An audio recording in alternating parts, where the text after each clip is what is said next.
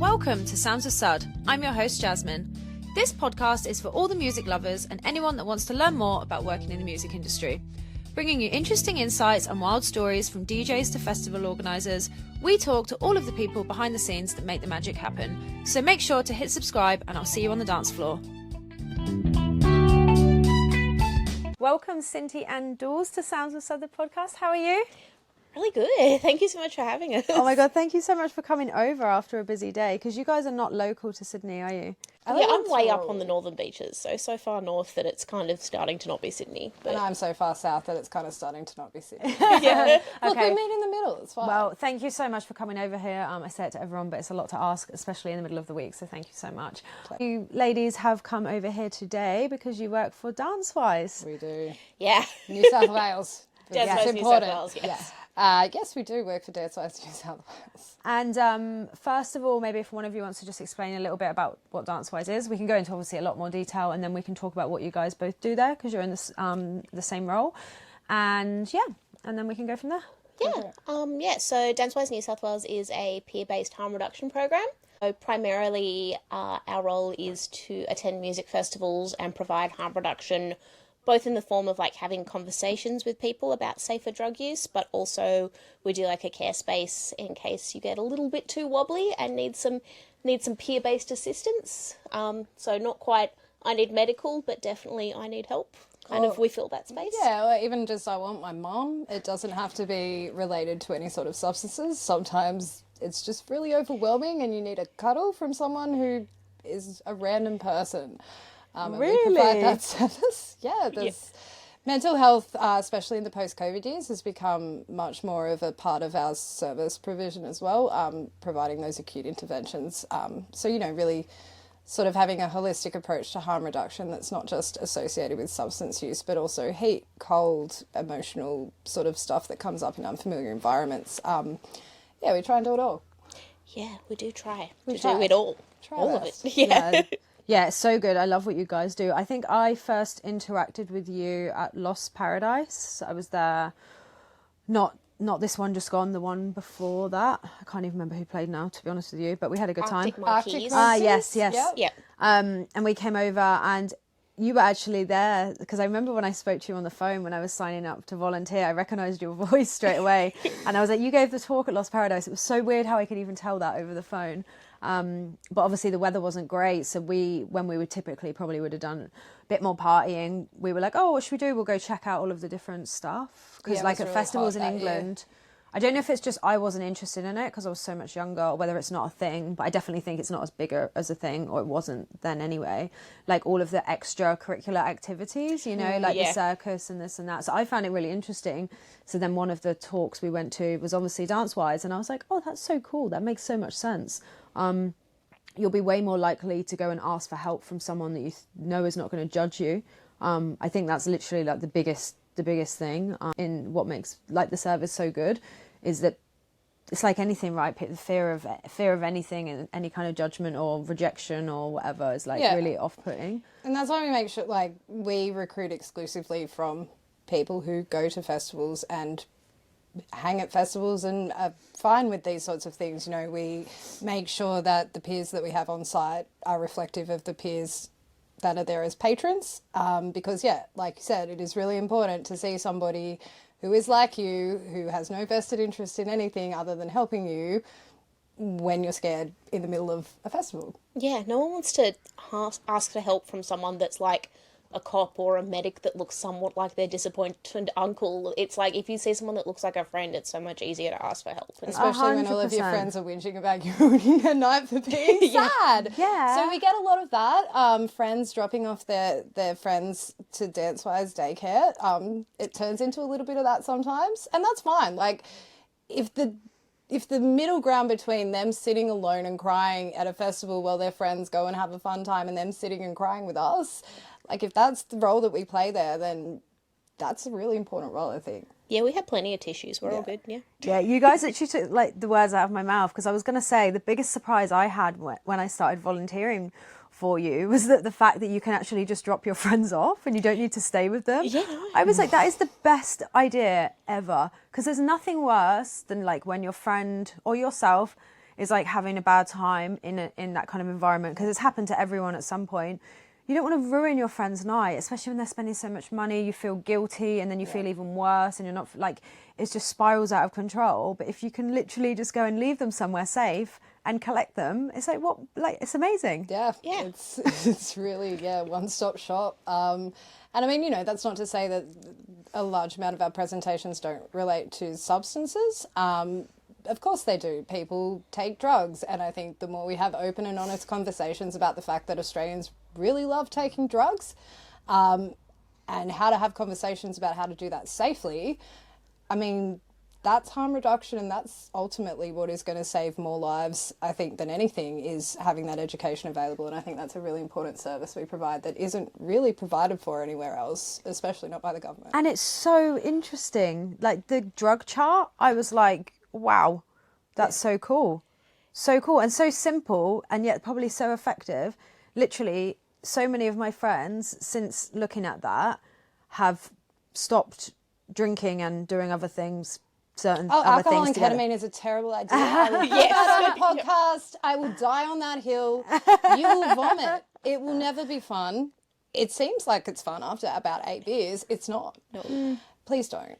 Yeah. One or the other. The trip set chart, I really love it because people see it and instantly know that we're not saying don't do it. We're saying these things are risky. So yeah, like the trip set chart, you shows all of your interactions between different substances, and people see it and they kind of get really curious, and that's when they'll come in and look at it and be like, tell me more about this. I've never seen this before. It's so yeah. And Harry, his knowledge is absolutely fascinating. People will come up to there and talk to him about any kind of substance you can imagine. And he said he just finds it really interesting. He spends all his time reading about it on the internet and following it. And I'm like, that, like, obviously everyone has an obsession with something, and like, it's really cool and it's super helpful. Yeah, look, we've got a lot of special interest drug nerds, but Harry is perhaps the king of them. And, you know, it is their special interest, and they get to come somewhere and talk about it. Yeah. Where that is, you know, otherwise, where do you talk about drugs apart from, you know, on internet forums or on Reddit? And that's not necessarily good information. It's peer information, but it's not necessarily well-researched information or, you know, safe. So I think being able to have those conversations with people in person especially, and putting a sort of face to it and having those frank discussions without any of the stigma enables people to make better choices. And that's what you really want people to do. Yeah, it's just the information to be able to make an choices. informed decision. Yeah. It's so horrific when people, you know, come to harm just because they didn't know, just because the information wasn't available to them. Like, it's one thing if you make an informed decision and, you know, you're like, well, this is a risk, but I'm going to take it. But it's a completely other thing if you don't even know that it was risky. Yeah. And just, you know, letting people know that. Yeah, and also, I mean, there's that whole issue of pill testing. You don't know what you're getting when you get sold illicit drugs without testing them through pretty hectic scientific instrumentation. And the reality is the current state of the drug market is so full of frankenchemicals, which, you know, you don't know what they're going to do. You don't know what the long-term effect is. It's ketamine, but it's not ketamine. And having sort of the knowledge, if not the resources, to make an informed choice about whether you take that calculated risk or not, it does save lives. It has saved lives. Like, we've seen it save lives. The pill testing. Not just pill testing. I mean, pill testing has absolutely saved lives in other states, not this one. Yeah. But, yeah, the education alone is enough to make people reconsider. Do I have ketamine? Do I trust this person that I'm getting it from? Have I seen someone else take it? What has their reaction been? Not just like, give it to me, I'm going to shove it up my nose. And on that, that was one of the things I definitely wanted to touch on.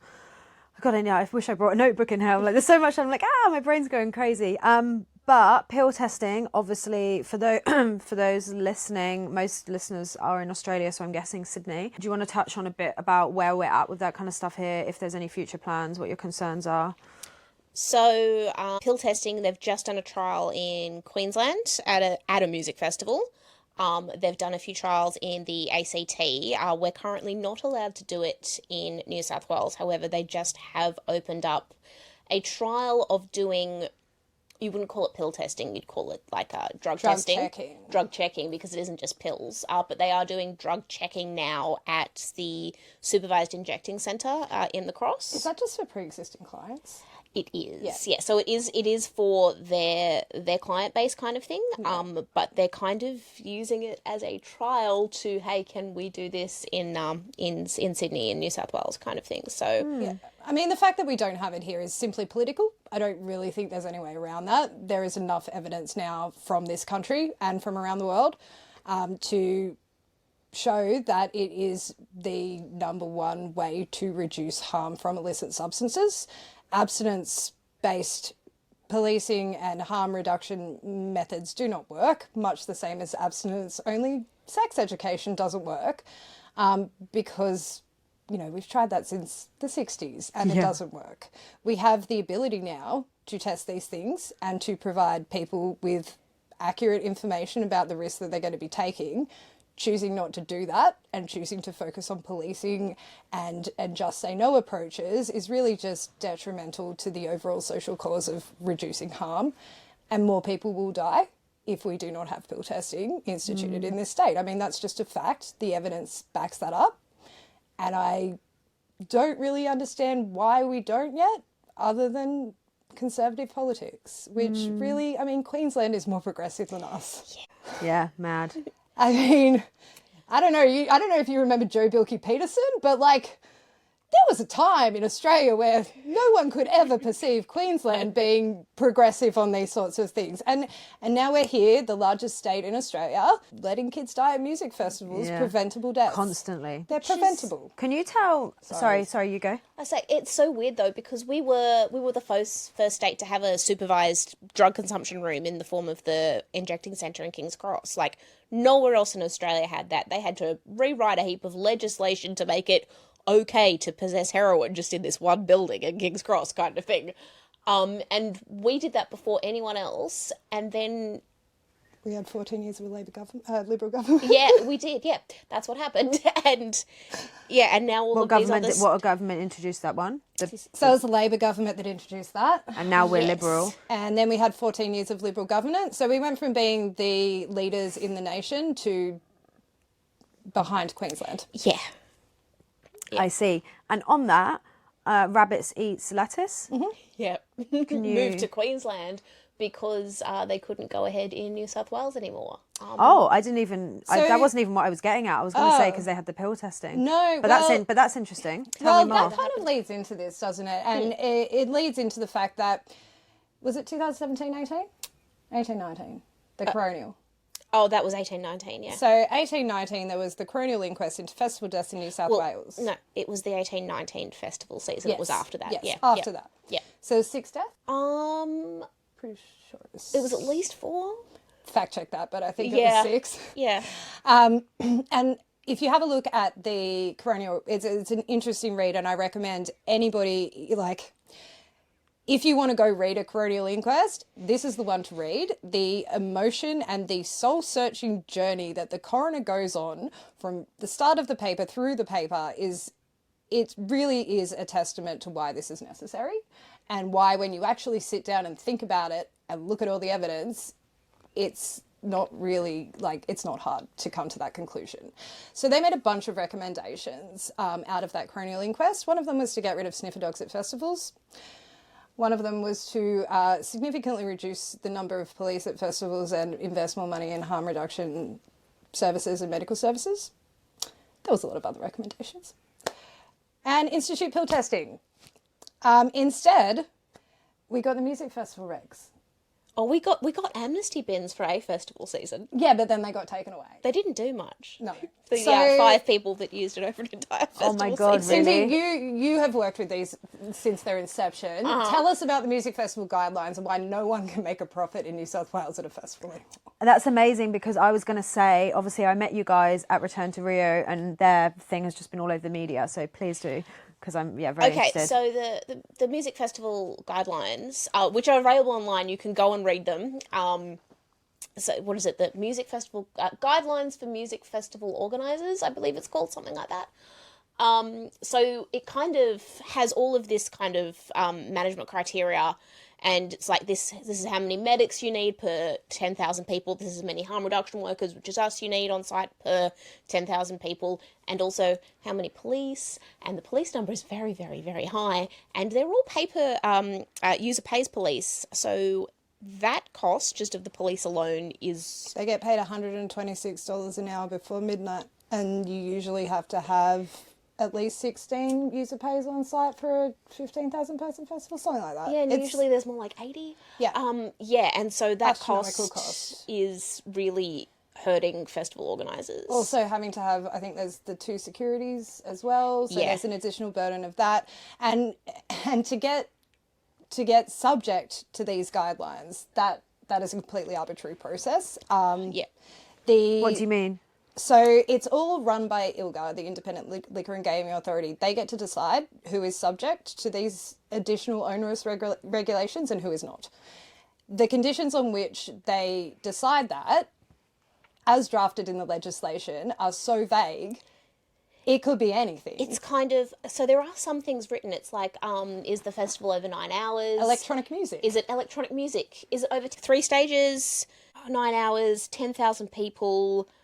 if the festival has been problematic in the past as well, or if either health or the police brings it to the attention that it should be subject. Yours and ours was subject because it was next to a highway. Wow. Yeah. So what you're saying is the rules are so vague, it's completely up to the person's discretion who is working in the office that day. Yeah, Independent Liquor and Gaming's discretion as to what becomes subject and what's not, and that decision is hundreds of thousands of dollars in some cases for the promoter. And also they have to apply to, so if they have a couple of good runs, so there was Grapevine, right? Yeah. Grapevine had a few good runs, no, massive issues. And so they had to apply through ILGA using their own money and whatever to have this lifted.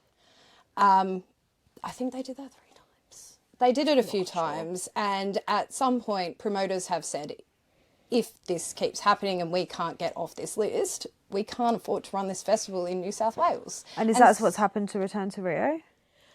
They said their police costs for this year got quoted at an extra 568% or something. Wouldn't surprise It me. was wild. Oh yeah, because it was so dangerous last year. It was Right? It was a party in a caravan park. That was the most chill. The most offensive thing at that festival was the woman in the crew camp who was having extremely loud sex until like 6 a.m. in the morning. And then I put on an audiobook at its loudest volume and it finally stopped. And then she came out and waved to us the next morning. That was the most eventful thing. That was the most eventful thing, Yeah, because actually. working in dance, we had... Are you allowed to say that? How many picks? How many incidents? We had... it was minimal. How can we anonymise that? It wasn't very many. There wasn't a lot. It was a handful. Yeah. Like, we have festivals where we are overrun with people. They're hanging off the walls. We're holding spew bags in hands, 1 in each hand. But that was not that festival. This was very chill, yes. That was Very, very very nice. I went to an event with you guys where I was talking to you guys and you had just had a really terrible time at Knockout because you were sorry to bring it up. Just all of us look into the void. Just into the distance. Yeah. Obviously, we won't go into specifics, but it was a hard style festival. Yeah, look, a lot of... I say this... Oh, look, no one is going to be All surprised the by the fact time. that we're busy at Knockout. I say this all the time. The rest of the festival industry can cease to exist, but HSU punters will still buy tickets and sell out every HSU event. We can count on them for our jobs, and I love those guys. And the They run a tight promoters. ship. Who are they? HSU, Harder Stars United. Okay. So that's Ollie and Pete.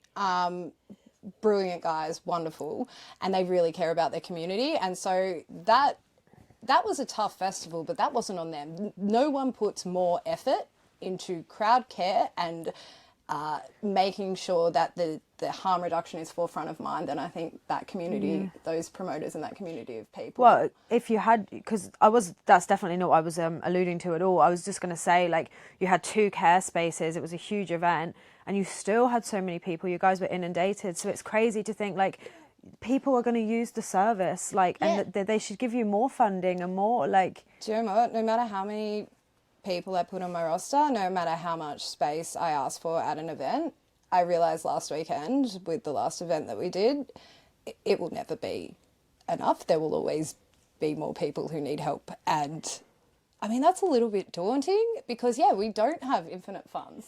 You know, we really don't. And we Who do the pays best for we you? can. Who pays for you? The event organizer, I assume? So we are funded by a mixture of event fees and also we have a Ministry of Health grant as well. Okay. But we don't cost a lot in terms of, you know, fees that we charge for the service that we provide. Oh, you know, if they were... We're very reasonable. Yeah, and the service honestly is like incredible, and going around and doing it, like, I loved it. I thought it was so much fun, like, because I'm usually on the other side of it, like going around and interacting with a load of fucked people, and it's usually you, is like really interesting, and the conversations people want to have with you, it's like and you still get to enjoy the music. So do you want to talk about, I'm not sure if there's any plans to change it, but what you're currently doing in terms of if someone is listening and thinks, oh, that's interesting, I might like to volunteer, do you want to go into what the gig is? Jules is our recruitment guru. Always be recruiting. That is my motto. I may have it tattooed on me one day. I've recruited people from care spaces. It's been fantastic. Yeah, look, I love people loving this as much as I do, and my whole thing of getting people in the door and keeping them here is making them love it just as much as I do. Is it my autistic special interest? Perhaps. But yeah, all you need to do, if you want to come and join us, we would love to have you. You just hop onto our website and go to the volunteer tab, fill in an application form, and someone will be in touch within a month or so to book you in for a 3-hour online induction. We do a vibe check first. Oh, we do? Yeah, sorry. Someone will give you a call to make sure that you're not a creep. No, I'm kidding. Anybody who listens to this podcast obviously is our people. So anyone who is listening, please hit me up. Tell me that you found me on Sounds of Sud and I will give you a call. We'll do a quick vibe check and then we just enroll you in. So we have to do 3 hours of induction. That basically just goes through our standard operating procedures, some drug pharmacology, and also just some expectations and boundary setting because, you know, working in a peer space, that's... Yeah, peer space with vulnerable people. Yeah. It's a hard area for boundaries. Yeah. It's really hard. Because as you said, often you're the person who's like gacked and now you have to sort of be that person who is...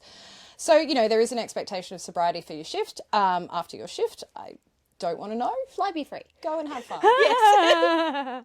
if you get caught with anything, we don't know you. But if you're in trouble, come back. We'll look after you. Yeah, you are welcome to stay at Hotel DanceWize. And look, we have a lot of social things. We provide a lot of training. Cindy, tell them about the training.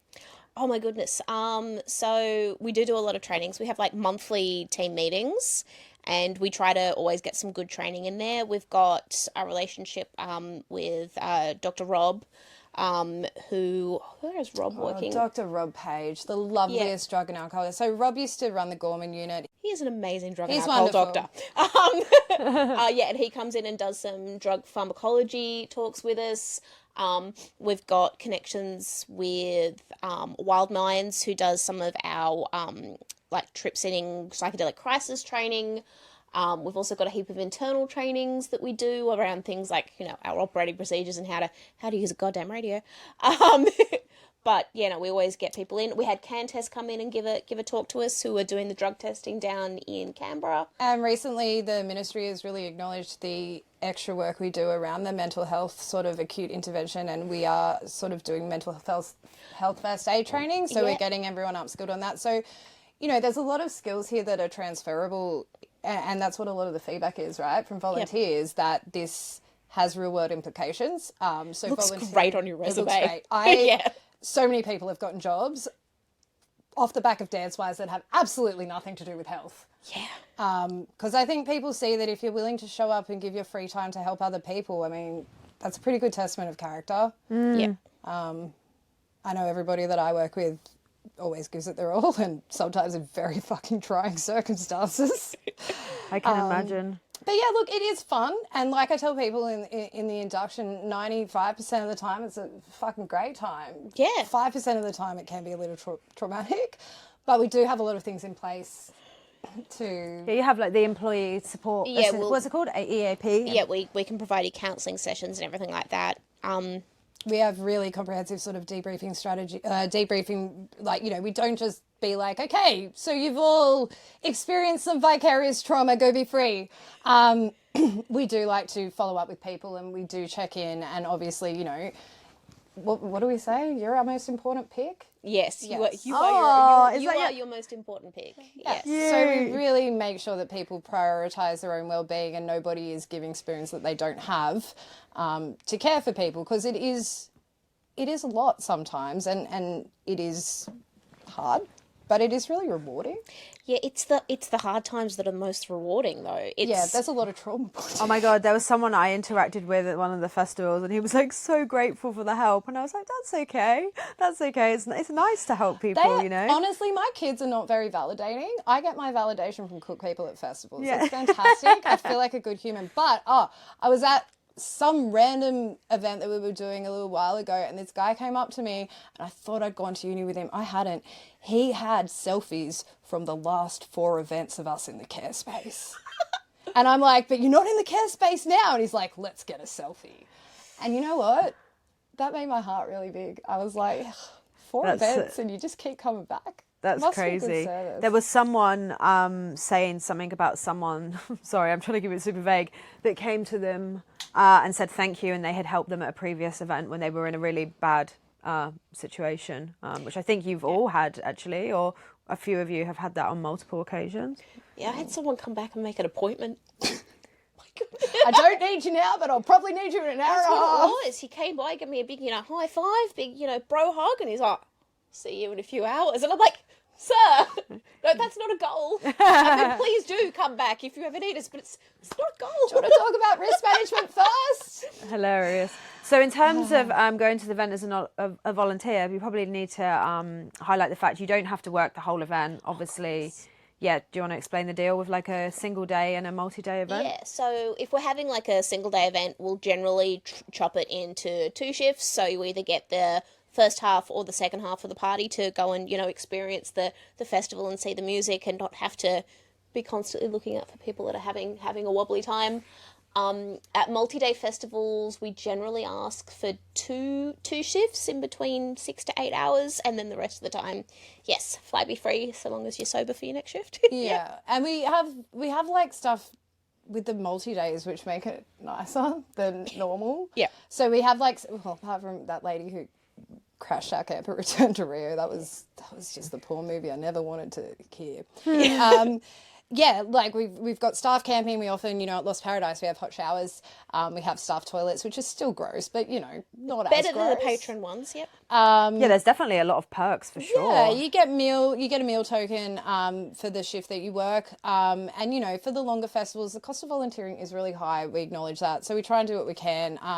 Lost Paradise, for example, we provided breakfast. Cynthia's parents, bless them. My parents came in a camper van and made all of the volunteers breakfast. No, they didn't. It was super cute. That's so nice. I love Cynthia's That's so parents. wholesome. I would is love so to good. see Like, someone. I didn't want any of our really committed volunteers that are really great at harm reduction to have to spend time making everyone breakfast. And then my parents are there being like, we can help. And I'm like, you're not really peer-based harm reductionists, but can you make a cheese toast? Oh, so someone had agreed to fund the food, but someone actually needed to cook it. Yeah. So you didn't want them having to do even more. Yeah. Right. Cynthia's parents are some of the greatest people. Yeah, they would be. They would be. Well, she's great. So I imagine they have good parents. You both must, I would say. Oh God, no, mine are awful. Cut that bit. I need to stay in the will. Yeah. Yeah, no, look, my parents aren't nearly as committed.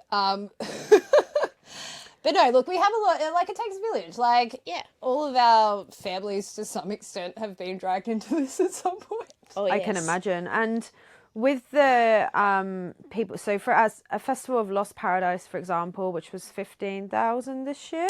Yeah, 15. 15,000. Do you want to say a bit about, because we haven't really gone into like what you guys actually, like you individually do for the business. So you've got a head of the division of the program, would you say? Which is... We've got a Tim. Yeah. Okay, so look, We've got 3 coordinators. DanceWize started Oh, goodness, we're going back to the Dim Ducks. No, look, let's just talk about where we started and where we are, because I think that is a journey that needs exploring. And I think that we've got the DanceWize historian here who has all the secrets. So both go into how long you've both been there too, because you've got like quite a very interesting stories. So I've been with DanceWize New South Wales the entire time. So I was actually the first DanceWize volunteer that the program had. Was it 2018? 17. Yeah, You were the first volunteer? I was the first volunteer. Oh my God, that's so cute. I actually worked on the ground floor at a different harm reduction organisation on the ground floor of the building that Newer was on, and one of the guys came down and told us, like, hey, we're starting this new program and it's going to be youth based, we're going to go to festivals. And was it Dan Burns? No, it wasn't. Oh. It was lovely Rod's boyfriend. It was glorious. Anyway, came down, he's like, also, you're the other young person I know that works in harm reduction. And I'm like, I'm there. And he's like, well, we're not really taking applications yet. I'm like, I'm there. And he's like, well, I'll tell you when we are. And I'm like, calling them upstairs. And I'm like, just write my name on a piece of paper. I'm doing this. I'm coming to a festival with you, whether you want me or not. On a scale of 1 to 10, how much do you regret that decision? I've loved it from day dot. But that first festival that we did as DanceWize New South Wales, we went to Dragon Dreaming. And we had not worked out a lot of the kinks in our program yet. Fast forward to today, we've got 3 coordinators as opposed to 1.5 that we had in the Dim Ducks. And so we've got 3 coordinators as opposed to 1.5 that we had before. And as coordinators, we're there doing all the training for the volunteers. We're coordinating, doing the rosters for festivals. We're making sure everyone gets fed there. We're doing on-the-spot counselling for our volunteers. We're negotiating with promoters and event organisers. Sometimes yelling. Sometimes yelling. Negotiating, yelling, advocating. Hard. Advocating hard. We also liaise with the medical teams because, of course, we work with them quite closely, having referral pathways backwards and forwards. We do also talk to the police as well, and especially over the past few years, they've started listening to us a lot more about how they can actively help in harm reduction. Some of them are really nice. Some of them are really nice. And I'm really interested and really want to know. I've had some really great conversations over the last year with...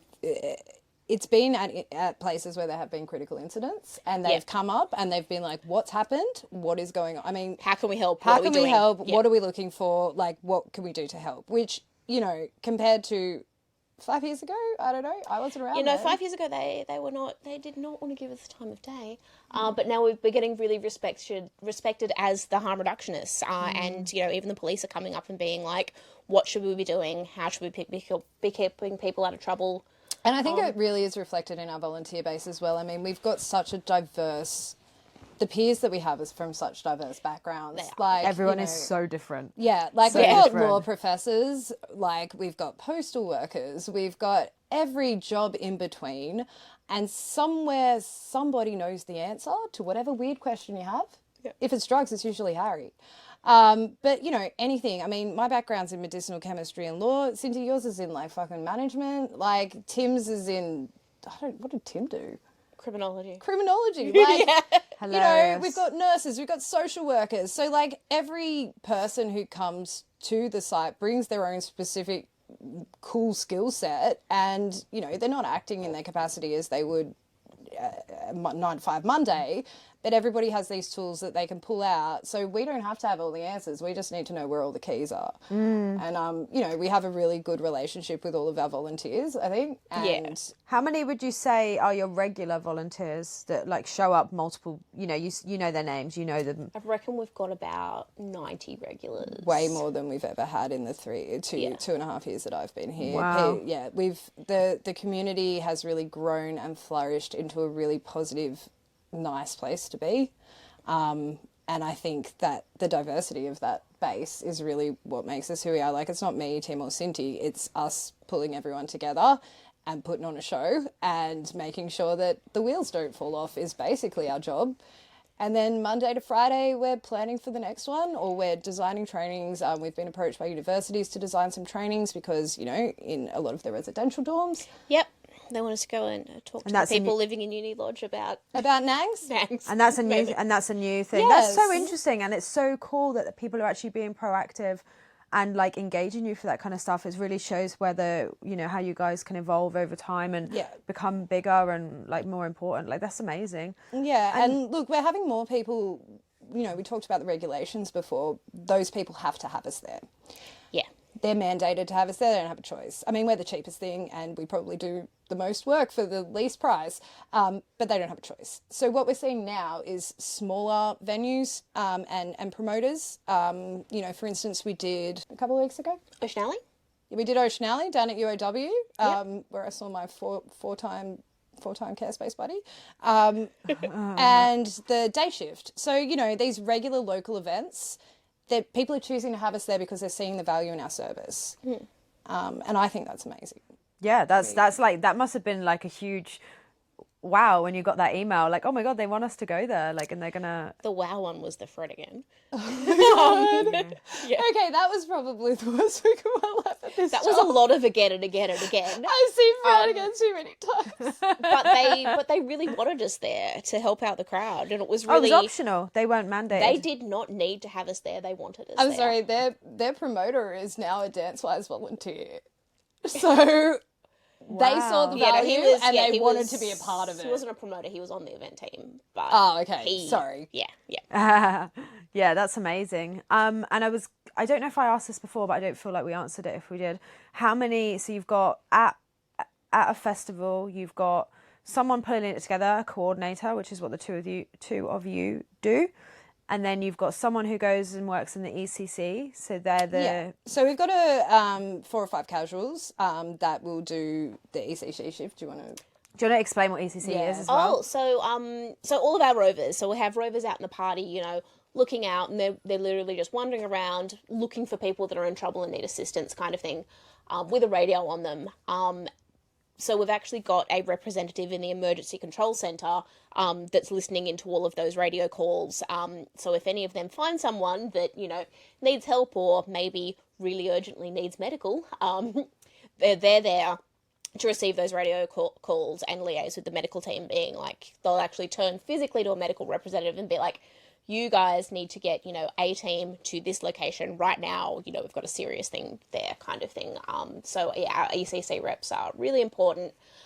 We love them a lot, and they deal with a very high stress environment. and but yes, it also, having a spot in that ECC is not something we've always had, and now it's become standard with our practice. Yeah. So it's really a testament to how integral we've become to those sort of regulated spaces and how important the work that we do there is, and it is recognised a lot more in a professional sense, I think, which is really important because, you know, you're delivering a very serious message.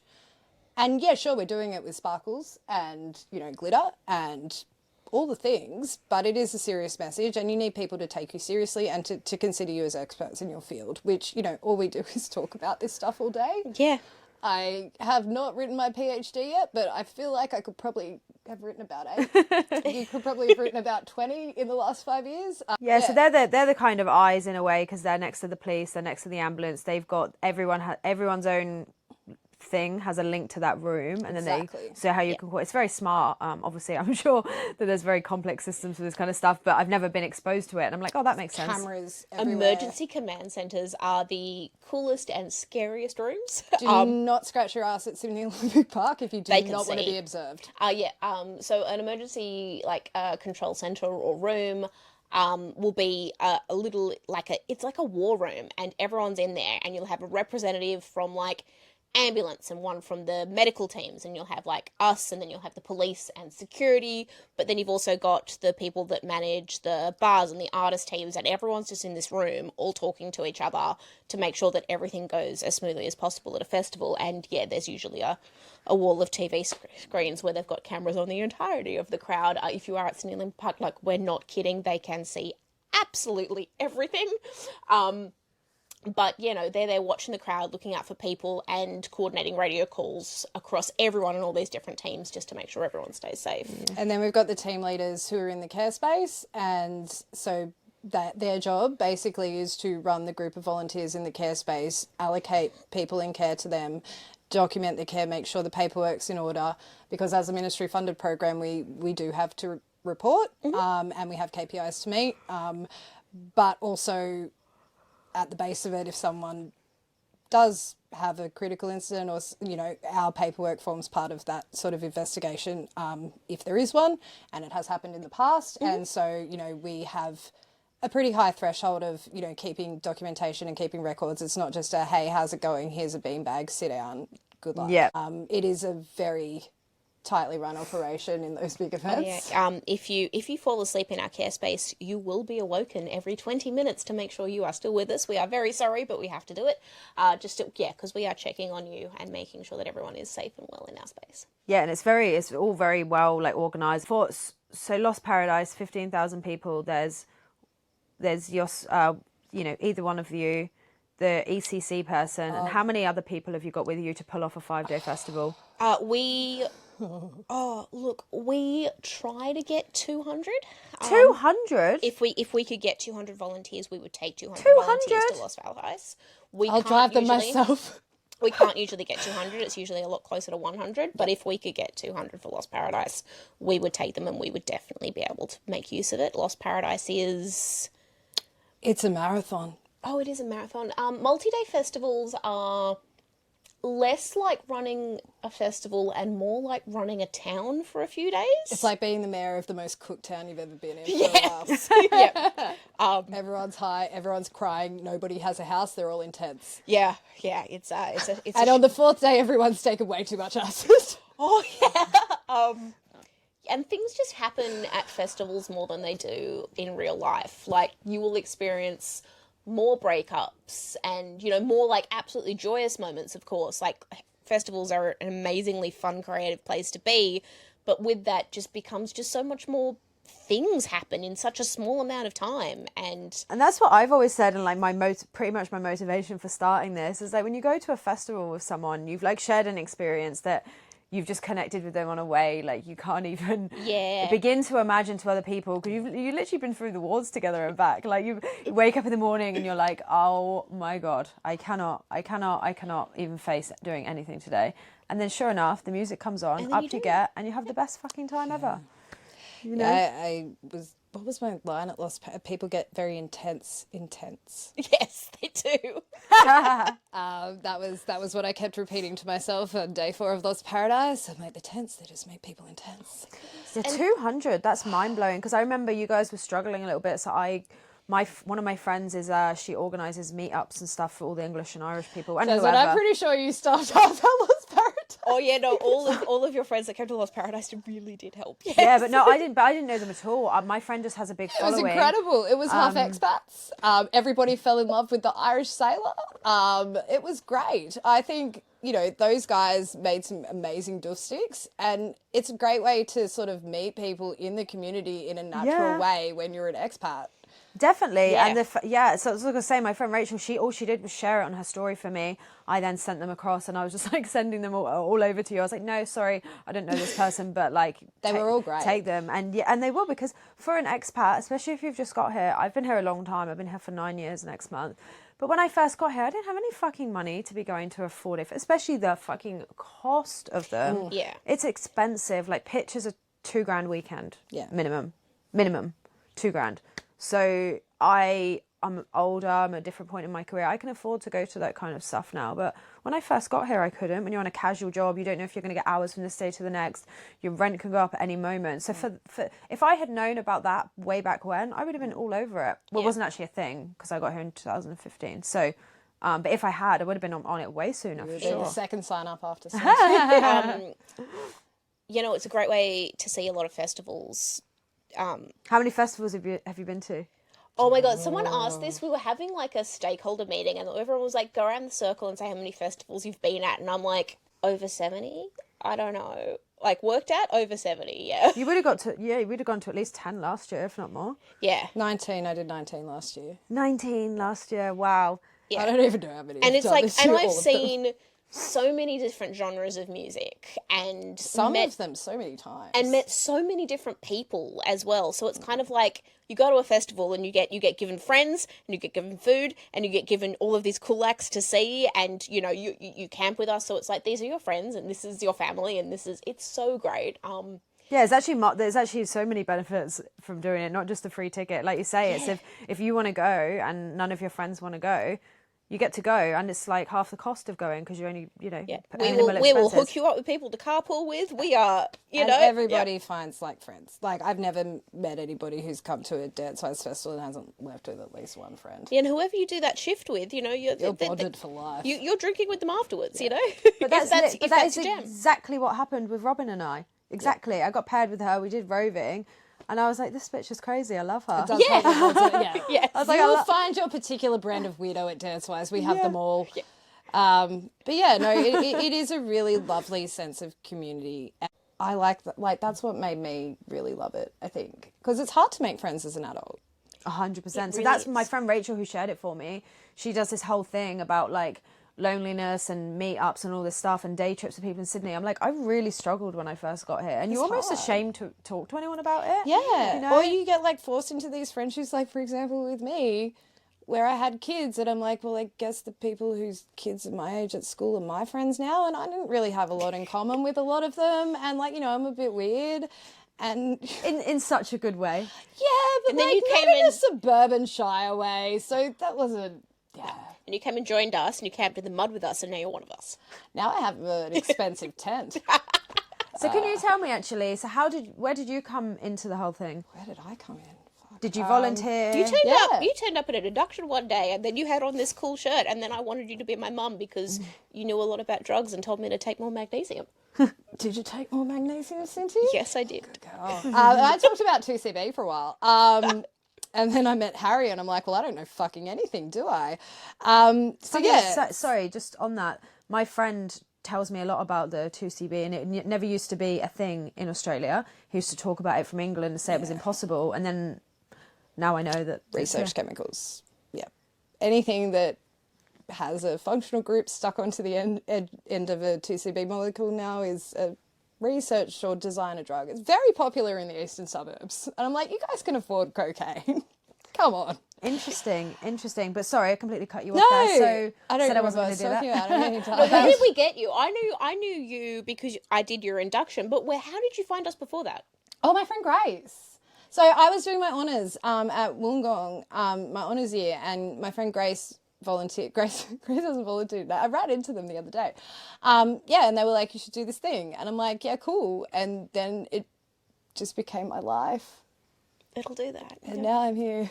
And then we obviously- hired you. Yeah, I was going to say, but you obviously had a different job. So what made Oh, you? I was about to start my PhD in analytical chemistry. I am really glad I didn't do that. I don't think that was the right path for me. What were you hoping to like? I don't even know what that means. I just wanted my parents to be proud of me. Turns out that's never going to happen. So here I am. Yeah, no, my mum kept calling my PhD into like analytical chemistry into drugs. That drug thing. And I was like, yeah, I guess. So yeah, I kind of just ended up here because I loved volunteering, and then a job came up and I'm like, well, why the fuck not? Let's do this all the time. So I've been, I think Knockout was the first festival I actually got paid for. That was the bad one. Oh, it's just one Knockout now. is a very big, very big, How many very long people? festival. It was 50,000 last year, and they want to make it even bigger this Yeah, year. it is a big festival. It is the biggest one that we do in Is that terms of 50,000 patrons. people for one day? 50,000 people one day. Yeah, it's a huge day. That's intense. It's a lot, and in that space, it's a lot. But It's a great time, but it is a lot of it's a people. lot of people. It's weird how desensitized you become to it, though. I don't know about What's you. the weirdest thing you've ever seen at a festival? We see it all, and we see it from behind the scenes, and we see it while sober. So There's so many weird things, and you know what? They don't even have to do with drugs. Just some shit that people like at Lost Paradise, right? This has got nothing to. These kids, they just left all their camping equipment. oh and yeah, no, that bailed. is absolutely insane. And- Lost Paradise, they just leave, and there's like just brand new swags everywhere. So one of our volleys was like, fuck this, got in their Subi and went and collected, oh God, it would have been thousands of dollars. Like it's brand new. Brand new camping equipment used once. And they just left? Shoved it all in his car, was like, Him, going home to Facebook Marketplace. 7 mattresses strapped to the top of his car, and he's like going through the giant campgrounds. swags, brand new. These kids just walk out. They obviously went to Scots College then, I Yeah, suppose. their parents bought them new camping gear for Christmas and they'll buy it again next Christmas. Yeah, no, they just leave Wild. stuff at festivals. So it's very common for people to leave stuff at festivals, but like cheap stuff. At Pitch, I kid you not, I was honestly down there with my business hat on and I was like, I could do something with this.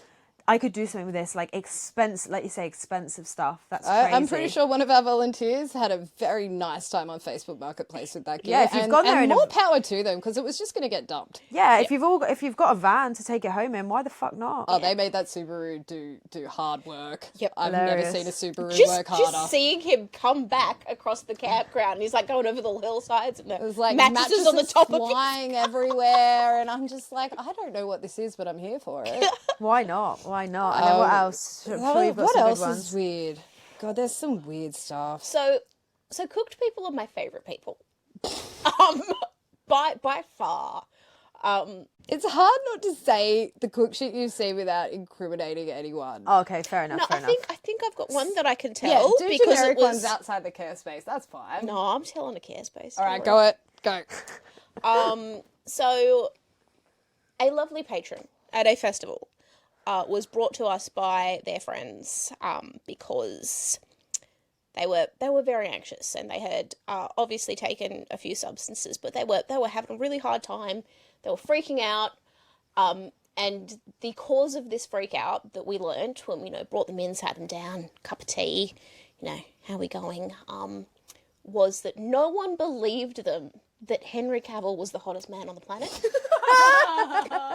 Really panicked. Just, no, you don't understand. You don't understand. He's so hot. You need to look. Going through Google Images. I remember this. Showing photos. No, but look. But like for 3 hours, whoever was He's the there hottest man in the universe, right?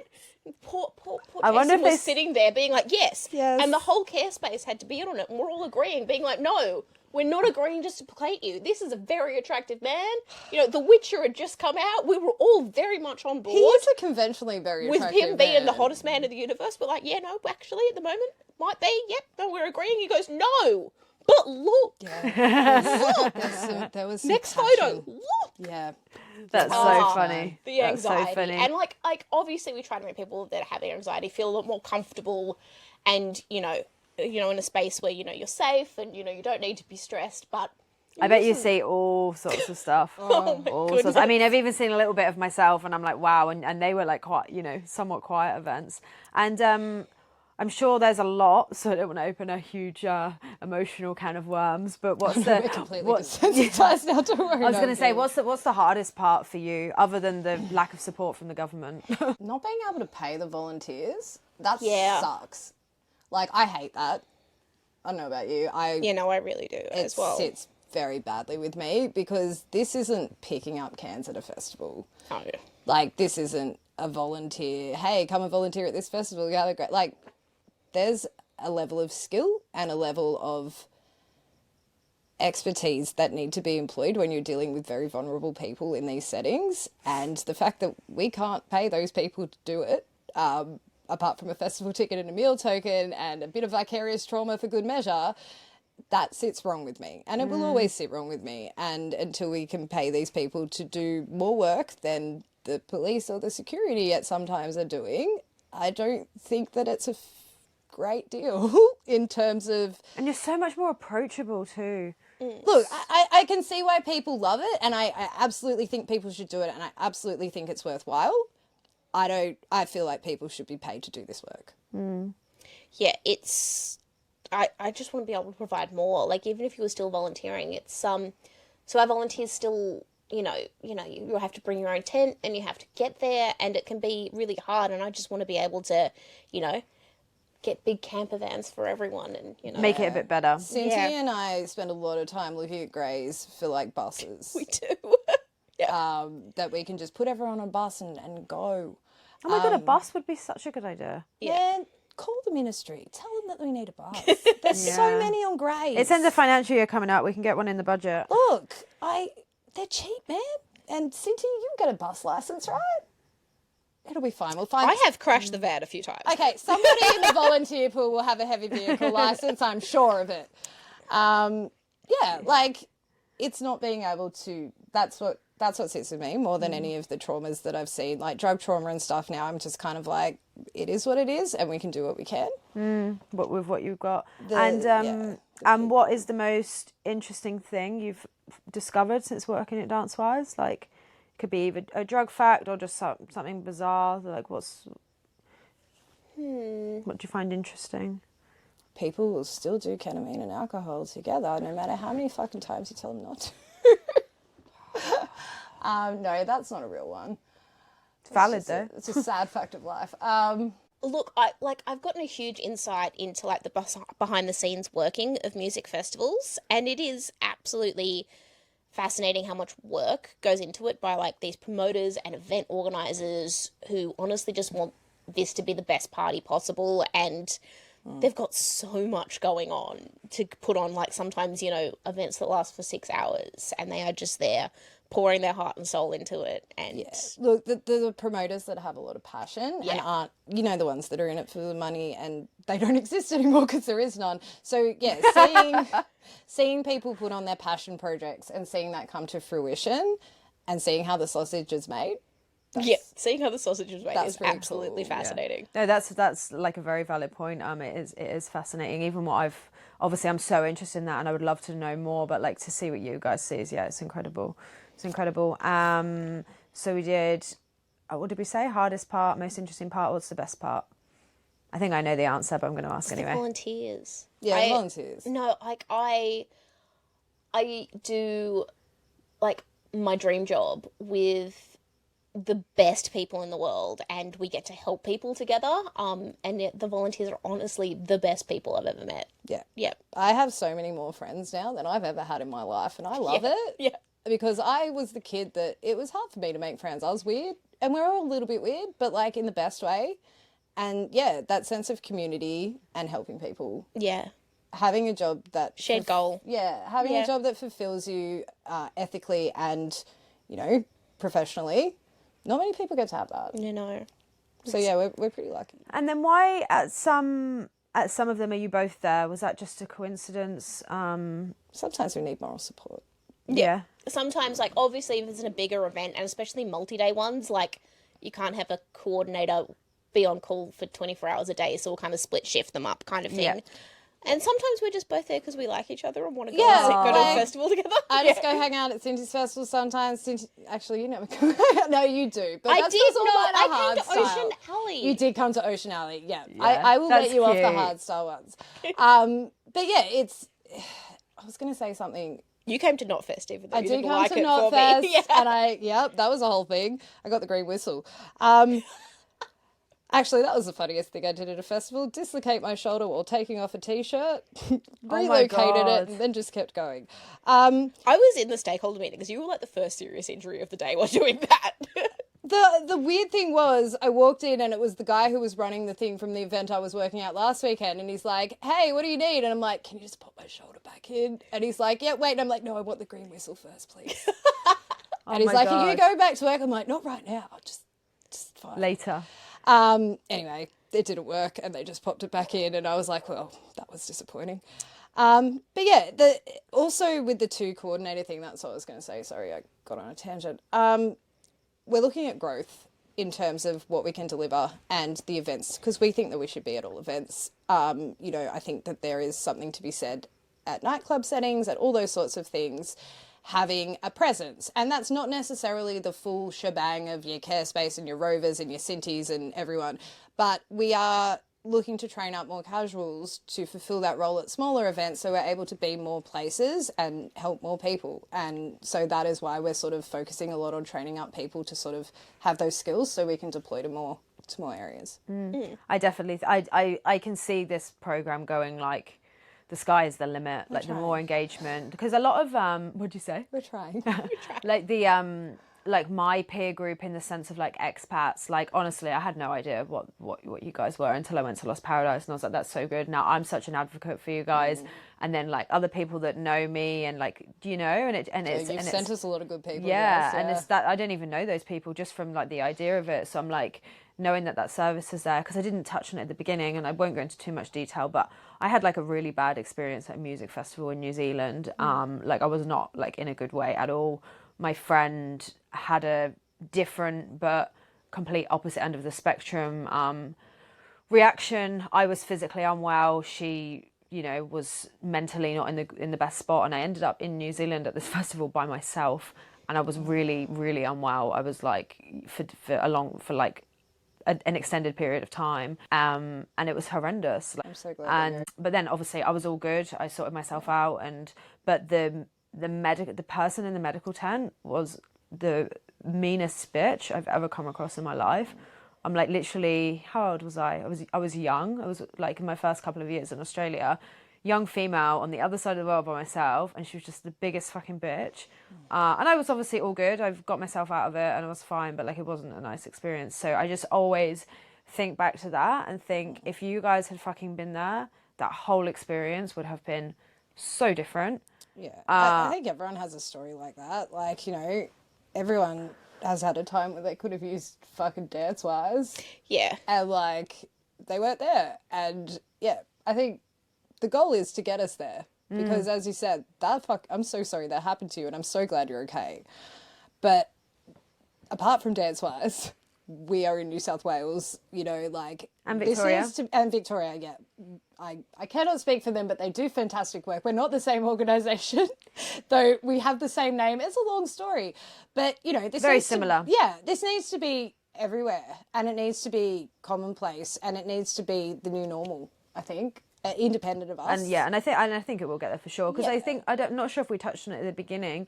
It's not just obviously the mental health and the physical health and reactions to drugs and alcohol and all that kind of stuff. Like, if you need sun cream, if you need condoms, if you need earplugs, if you need a lollipop, if you need hand sanitizer, if you just need a packet of chips, like it's everything you want. It's amazing. I'm like a huge advocate for you guys ever since I've interacted with you, because I think it's amazing. Thanks, the work that you We're guys a big do. fan of yours too. Yeah. But I think, look, you touched on something there. Cinti raised the very relevant point of, harm reduction is condoms at camping festivals. Oh, yeah. That is probably the most important harm reduction thing that we give out at those camping festivals. That is very true. People love fucking in bushes and up against trees and behind stages, and at least just wear a glove, you know, like just, and if we can give that to them and there's no babies or chlamydia in that particular experience and it's just love, DanceWize rules. So amazing. On that note, is there anything else you guys want to touch on? I'm just conscious of your time. No, it's been fun. I like podcasts. Yeah, I like podcasts too. Well, I can't wait for you to start one soon. Oh, yeah. Look, you're going to teach me some stuff and then we're going to get into it. I've got all the equipment. I just... Yeah. Oh, I think that's one thing you'll... Yeah. I think I would want to end on the just say no approach. So know your stuff, know your substance, know your body. KNOW. KNOW, yes. Check out our website if you need any information about any particular drug combinations or substances. There's a lot of stuff there. Yeah, all of our resources are written by peers, but they have been reviewed by Ministry of Health. And we have one in there for pretty much any substance you can think of. And if you think of a new one, email us, because somebody will know. Amazing. And you guys on social media too, on Instagram. We'll put all the links and all that. Instagram, TikTok, Facebook. No, we don't have TikTok Do yet. we not have TikTok? No. I don't know how to work it anyway. We need a Gen... whatever the young ones are, Oh my God, I'm like the exact same. We talk about stuff at work and I'm like, I don't know. Whoever the young people people who know how to use TikTok. Hilarious. Well, again, thank you so much, Dawes and Cinti, our New South Wales DanceWize coordinators. You do an amazing job. You guys work so hard, and as much as it's all for the volunteers, like you guys are the backbone of it. So thank you for being so passionate, because I feel like, what you guys do is incredible. Thank you so much for having us. Thank you. We love an opportunity to talk about this, probably ad nauseum to a lot of people in our lives. Yep. So it's nice to talk about it to a brand new audience who's not sick of our shit yet. But you do love it, and that's the point. Oh yeah, we do. All right, well, we might leave it there. Thank you so much.